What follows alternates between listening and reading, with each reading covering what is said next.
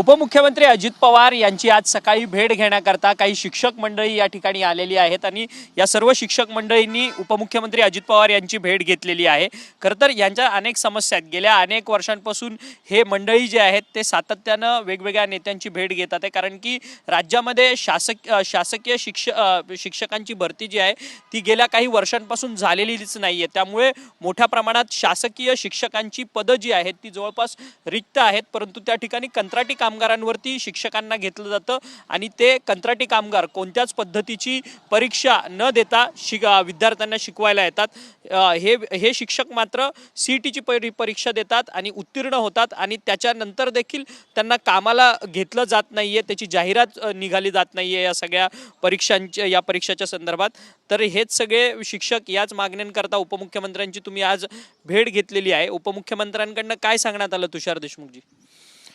तर सर्वप्रथम मी माध्यमांचे आभार मानतो की माध्यमांनी वेळोवेळी आमची दखल घेतली आहे, परंतु आपण बघताय TV9च्या माध्यमातून 28 आणि 29 ऑक्टोबर रोजी मुंबई येथे नुकतेच आम्ही 20 दिवसापूर्वी आंदोलन केले। त्यामध्ये शिक्षण मंत्री दादाजी भुसे साहेबांनी आश्वासन दिले, त्यानंतर पंकज भोयर साहेब राज्यमंत्री शालेय शिक्षण विभाग यांनी सुद्धा आश्वासन दिले, तमाम प्रशासकीय अधिकारी यांनी सुद्धा आश्वासन दिले। वेळोवेळी आमची टीम पाठपुरावा करत आहे आणि वेळोवेळी हे 15 दिवसांची आश्वासन देत आहे। आश्वासनांची मालिका झाली आहे, कुठल्याही प्रकारे आतापर्यंत ठोस कृती नाही आहे। आज घडीला आशिया खंडातली एकमेव भरती प्रक्रिया आहे जिथं जाहिरात नंतर येते आणि परीक्षा आधी होते।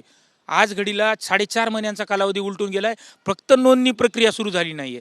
दुसरीकडे फक्त कुठल्याही बाबतीत आश्वासने, जाहिरातबाजी आणि केवळ घोषणा याशिवाय या सरकारकडे कुठलंही नाही आहे। आणि दुसरी एक खेदाची बाब मी इथं नमूद करावीशी वाटते, महाराष्ट्रातलं हक्काचं शिक्षण मराठी शाळा बंद होत आहेत। 18,000 शाळा, 75,000 कंत्राटी शिक्षक, अशा स्थितीने या महाराष्ट्रातील शिक्षण व्यवस्था धोक्यात आणण्याचं काम या राज्य सरकारने केले। कॉर्पोरेट क्षेत्राच्या घशात मराठी शाळा घालण्याचं काम करतंय।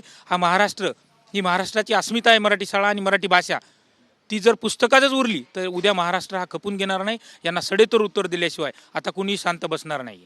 तर तुषार देशमुखजी, तुमच्यासोबत असे किती शिक्षक आहेत ज्यांनी खरं तर शासकीय परीक्षा पास केली परंतु त्याची जाहिरात येत नाही, त्यामुळे त्यांना कामावरती घेतलं जात नाही? या सगळ्या उमेदवारांचे, अर्थात जे BEd DEd झालेले आहेत, जे CETची परीक्षा देतात, ते सातत्याने पैसे भरून ह्या परीक्षा देतात। तर ह्या सगळ्या पैशांचं होतं काय? कारण की सातत्याने दरवर्षी या भरती प्रक्रिया निघतात, त्याच्यासाठी फॉर्मसाठी पैसे घेतले जातात, मग ही अनामत रक्कम जाते कुठे?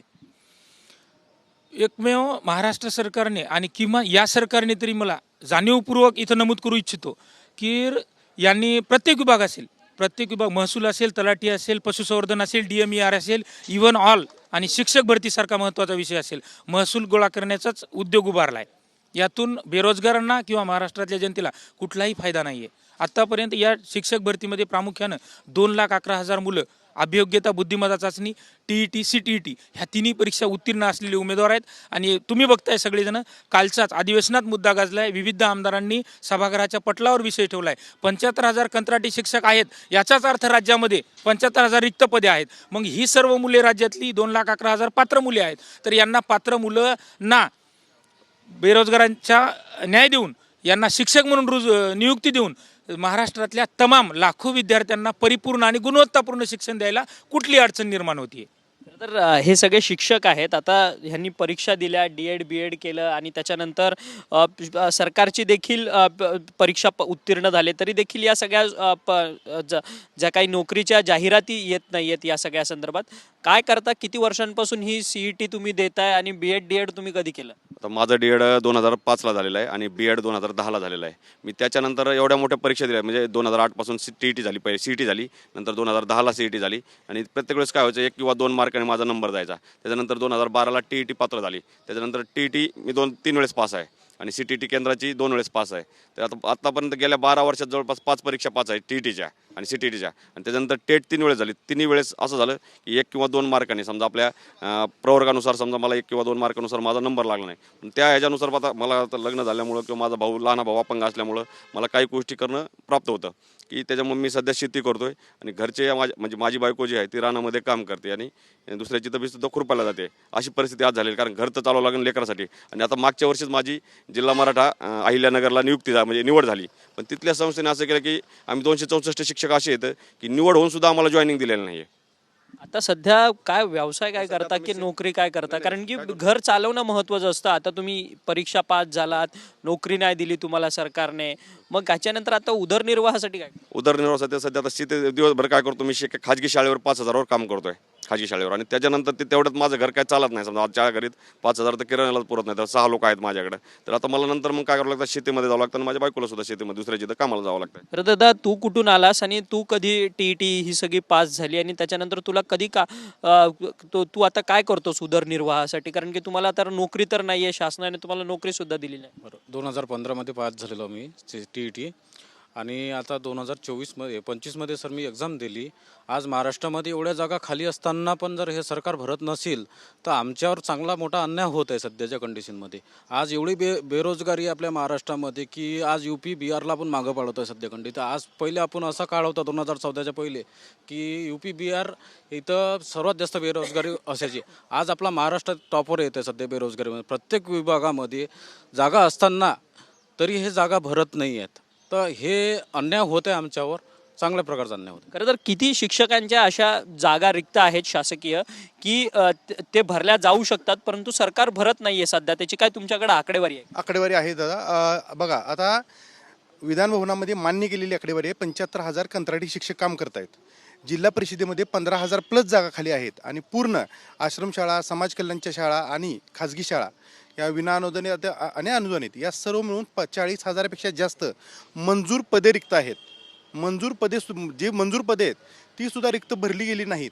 आम्ही युवा विद्यार्थी असोसिएशनच्या मार्फत आम्ही अनेक जिल्ह्यांमध्ये RTI टाकले आणि RTIमधून आम्ही जवळजवळ आतापर्यंत 18 जिल्ह्यातून माहिती गोळा केलेली आहे. तुम्हाला त्यातली काही आकडेवारी सांगतो. अमरावती जिल्ह्यामध्ये जिल्हा परिषदेच्या 600 प्लस जागा रिक्त आहेत. जालन्याच्या 111 प्लस रिक्त आहेत. कोल्हापूर 608 रिक्त आहेत. पुणे जिल्हा परिषद 747 जागा रिक्त आहेत. अशीच ही यादी आहे. कालच चंद्रपूरच्या जागा विधान भवनामध्ये जयकुमार गोरे सरांनी सांगितलं 472 रिक्त आहेत. शासनाकडे सुद्धा हा जिल्हा वाईज रिक्त जागांचा डेटा आहे, परंतु यांची इच्छाशक्ती कमी पडते. कारण यांचं जे धोरण आहे हे शाळा सुरू ठेवण्याचं नाही तर शाळा बंद करण्याचं आहे आणि बेरोजगाराला असं जॉबपासून वंचित ठेवणे, वारंवार परीक्षा घेणे, महसूल गोळा करणे आणि यांची धोरणं ही पार शाळा बंदच करणे. खरं तर आता उपमुख्यमंत्र्यांना तुम्ही सगळेजण भेटलात, उपमुख्यमंत्र्यांनी काय सांगितलं? ही सगळी हकीकत सांगितली तेव्हा काय बोलले काय? दादांनी निवेदन स्वीकारून मुख्यमंत्र्यांसोबत चर्चा करतो, तुमच्याबाबत सकारात्मक निर्णय होईल एवढंच फक्त आश्वासन दिलेलं आहे.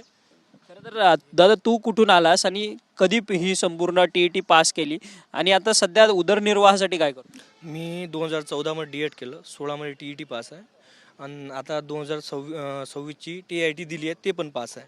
उदरनिर्वाहासाठी मी आता छोटंसं CSC केंद्र चालवतो, त्यातून कसा तरी उदरनिर्वाह करतो. एका इकडे आम्हाला रोजगार नाही आणि लग्न झालंय का? हो लग्न झालं, ते पण कसं तरी केलं, होत नव्हतं, जुळत नव्हतं, काहीतरी खोटं बोलून हे करून कसं तरी लग्न झालं. खरं तर आपण पाहिलं तर ही सगळी दुर्दशा आहे या सगळ्या तरुणांवरती. या सगळ्या बेरोजगार तरुणांचं खरं तर लग्न होत नाहीये, त्यामुळे कुठेतरी दुसरीकडे रोजंदारीवरती काम करणं किंवा छोटा मोठा व्यवसाय करणं, याच पद्धतीचे हे सगळे तरुण जे आहेत ते सध्या काम करताना पाहायला मिळतात. तुषार देशमुखजी, नक्की ही अशी सगळी दयनीय अवस्था आहे, सरकार का म्हणजे ढिम्म पडलंय हे सगळे निर्णय घेण्यामध्ये? मी आपल्या माध्यमातून सर आमचा आवाज आपणच झालात. खरं तर लोकप्रतिनिधी लोकशाहीचा मजबूत स्तंभ आहे आणि जनतेचा आवाज म्हणून जनतेचं पालकत्व त्यांच्याकडे असतं. परंतु तुमचं सर्वप्रथम आभार मानतो. जाता जाता शेवटी बोलताना एकच बोलेल की आज घडीला मराठीच्या अक्षरांना कुलूप लावलं जातं आहे आणि नफ्याच्या नावाखाली शिक्षण विकलं जातं आहे. आज घडीला खरं तर शाळा बंद झाल्या तर मराठी भाषा कशी टिकणार आणि आईची बोलीच हरपली तर उभं कोण राहणार? खऱ्या अर्थानं हे म्हणावंसं वाटतंय. महाराष्ट्राला ज्या जनतेला सांगतोय की महाराष्ट्रातलं शिक्षण विकलं जातंय, आपण वेळीच नाही जागे झालो तर परिणामी या महाराष्ट्राची भविष्याची वाटचाल ही खूप विदारक असेल, आपण कल्पनेच्या पलीकडे. धन्यवाद, तुम्ही एवढी विदारक परिस्थिती तुमच्या या सगळ्या शब्दातून व्यक्त केली. खरं तर हे सगळे तरुण आहेत आणि या तरुणांचं वय आता सध्या वाढत चाललेलं आहे आणि त्यांच्या हातात काम नाही आहे. मुळात तर हीच ह्या सगळ्या तरुणांची खंत आहे. एकीकडे बेरोजगारीचा डोंगर दिवसेंदिवस वाढत चालला आहे आणि दुसरीकडे मात्र श्रीमंत अजून अधिक श्रीमंत होत चाललेला ही दरी जी आहे ती आपण सामाजिकदृष्ट्या सध्या तरी बघू शकतो. परंतु राज्याचं शिक्षण व्यवस्था जी आहे ती संपूर्ण कोलमडलेली आहे आणि हे सगळं राज्याचं शिक्षण व्यवस्था जी आहे ती कॉर्पोरेट लोकांच्या हाती जाते का अशी भीती जी आहे ती आता सर्वसामान्य नागरिकांना आणि या जबाबदार शिक्षकांना लागली आहे. त्यामुळे हे स्वतः शिक्षक आता आंदोलक बनलेले आहेत. जे शिक्षक विद्यार्थ्यांना ज्ञान अर्जनेचं काम करतात ते स्वतः आता आंदोलक म्हणून या सगळ्या भूमिकेकरता रस्त्यावरती उतरलेले आहेत. आणि जोपर्यंत ही सगळी व्यवस्था सुधरत नाही तोपर्यंत आमचा लढा जो आहे तो कायम राहील असं जे मत आहे ते या सर्व शिक्षकांनी आपल्याशी बोलताना व्यक्त केलेलं आहे. व्हिडिओ योगेश सावंत, अक्षय मंगणी, TV9 मराठी, नागपूर.